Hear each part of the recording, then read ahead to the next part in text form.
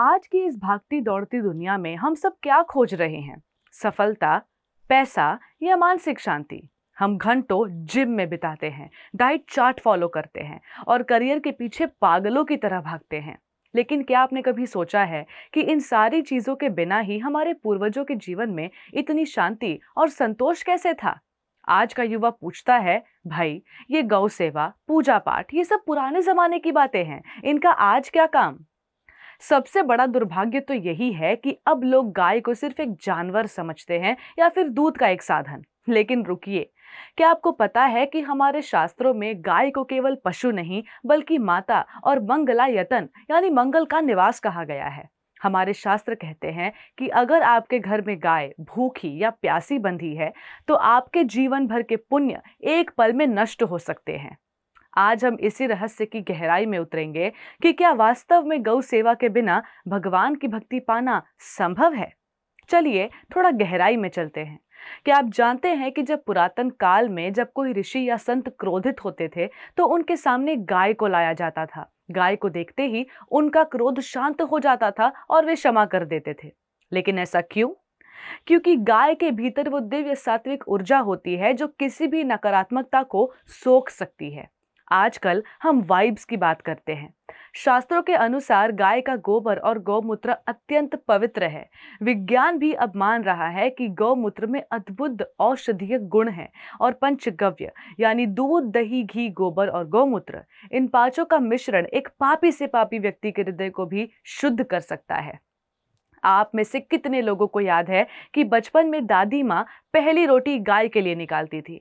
इसे गौग्रास कहते हैं। आज की पीढ़ी को यह अंधविश्वास लग सकता है, पर इसके पीछे का मनोविज्ञान समझिए। ये त्याग की भावना है। अपना पेट भरने से पहले हमारे आसपास रह रही उस जीव के बारे में सोचना जिसे हमारे आराध्य भगवान पूजते हैं, गौ माता के बारे में सोचना। शास्त्र कहते हैं कि जो व्यक्ति अपनी रसोई की पहली रोटी गाय को देता है उसे रोज अग्निहोत्र यज्ञ करने का फल मिलता है। सोचिए, बिना किसी बड़े अनुष्ठान के सिर्फ एक रोटी से आप अपने पितरों को तृप्त कर रहे हैं और समस्त देवताओं का आशीर्वाद पा रहे हैं। और घबराइए मत, अगर आपके पास गाय पालने की जगह नहीं है तब भी आप कई तरीकों से गौ माता की सेवा कर सकते हैं, जिसमें से सबसे प्रमुख है बाजार से मिलने वाले हिंसा दूध और दूध से बनने वाली चीजों का सरेआम त्याग करना और गौ माता की सेवा कर रहे निष्ठावान गौपालक की सहायता करना, दान के माध्यम से और संघ के माध्यम से। ये निवेश यानी इन्वेस्टमेंट पैसों का नहीं, आपके कर्मों का है। अब एक कड़वा सच, आज हम गाय को तभी तक पालते हैं जब तक वो दूध देती है। जैसे ही उसने दूध देना बंद किया, हम उसे सड़कों पर छोड़ देते हैं, जहां वो प्लास्टिक खाने को मजबूर हो जाती है या फिर कसाईयों के हाथ बेच देते हैं। इसे ममता का व्यापार कहते हैं। आप दूध के लोभी हैं, गौ भक्त नहीं। और इससे भी डरावनी बात, गौ सेवा के नाम पर दान लेना और उस पैसे को अपनी सुख सुविधाओं, गाड़ी, घोड़े या मनोरंजन में लगाना। ऐसा करने वाला व्यक्ति अपने पितरों सहित नरक का भागी बनता है। गौ सेवा का धन केवल और केवल गाय के चारे, उनके निवास और उनकी चिकित्सा में ही लगाना चाहिए। गौ सेवा हमारे धर्म का एक अनिवार्य अंग है जो हमारे हृदय को कोमल और शुद्ध बनाता है। अगर आपके पास सामर्थ्य है, शरीर स्वस्थ है, पैसा है, फिर भी आप गौ सेवा नहीं कर रहे हैं तो आपकी भक्ति अधूरी है। महाराज नृग का उदाहरण याद रखिए। उन्होंने करोड़ों गाय दान की थी, लेकिन एक छोटी सी अनजानी चूक ने उन्हें गिरगिट बना दिया। फिर भी क्योंकि वे सच्चे गौ सेवक थे, स्वयं भगवान श्री कृष्ण ने उनका उद्धार किया। तो निष्कर्ष क्या है? यही कि गौ सेवा कोई बोझ नहीं, एक विशेषाधिकार यानी प्रिविलेज है। यह हमारे भीतर के अहंकार को मारती है और करुणा को जगाती है। आज से ही एक छोटा सा संकल्प लीजिए, चाहे वो पहली रोटी निकालना हो या किसी गौशाला में छोटा सा योगदान देना।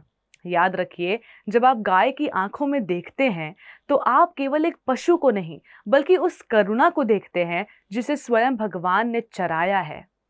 अपने जीवन को केवल रील की नकली दुनिया तक सीमित मत रखिए, इसे रियल बनाइए। शरीर से सेवा और मन से भगवान का स्मरण कीजिए, क्योंकि यही जीवन का असली सुख है। अगर आपको ये वीडियो अर्थपूर्ण लगा तो इसे अपने मित्रों और परिवार के साथ शेयर जरूर करें और इस पूरी बात पर आपकी क्या राय है हमें कमेंट्स में जरूर बताएं। मिलते हैं अगली वीडियो में। हरे Krishna. Before a single drop, there is a heartbeat. At Haribol, that heartbeat is never traded for milk. Every cow and bull is protected lifelong. This is ahimsa. This is kindness. This is devotion. Switch to Haribol Ahimsa A2 milk. ऐसे ही और भक्तिमय कार्यक्रमों के लिए देखिए हरे Krishna television और इसे प्राप्त करने के लिए आप अपने केबल अथवा DTH ऑपरेटर से संपर्क करें तथा और अधिक जानकारी के लिए आज ही डायल करें 7666 839 839।